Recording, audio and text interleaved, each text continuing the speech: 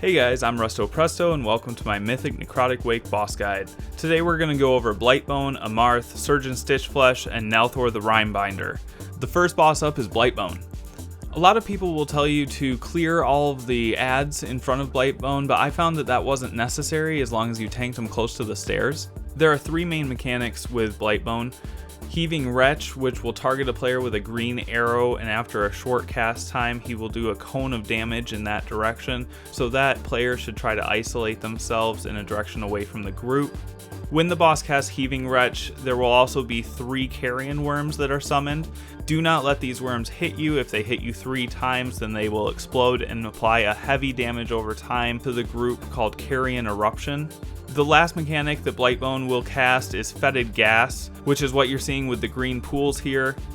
You're going to want to kite the boss so that these pools drop on top of each other, but the group doesn't have to stand in them. Next up is Amarth the Harvester. This is a relatively straightforward boss fight, but it is a DPS check, so make sure to use your cooldowns right away. The main mechanic in Amarth is Land of the Dead. This will spawn adds that need to be damaged down quickly. Once the adds have spawned, Amarth will cast Final Harvest.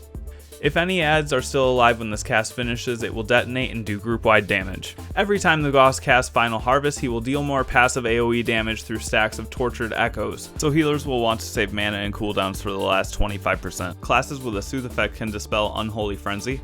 Necrotic Bolt should be interrupted. The only other mechanic to watch out for is Necrotic Breath, which has a long cast time and then does a cone of damage in front of the boss. Up next is Surgeon Stitchflesh.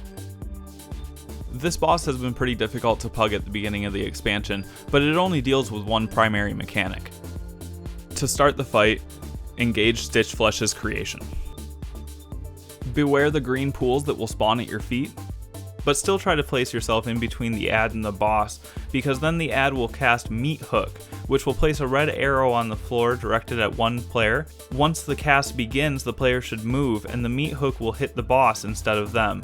This will pull the boss out into the group. Make sure you use any DPS cooldowns that you have at this point in order to do maximum damage. After a short time, the boss will jump back onto the platform and you will return to phase 1.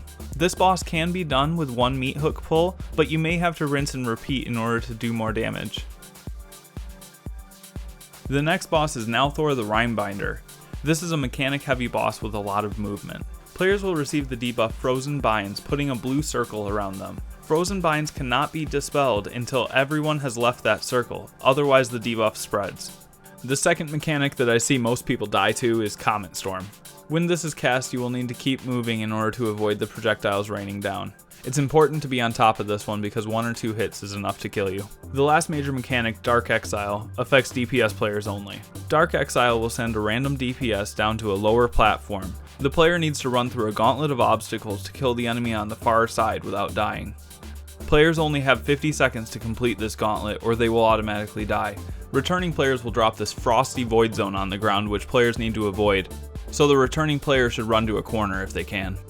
And that's Necrotic Wake on Mythic difficulty. Thanks for watching.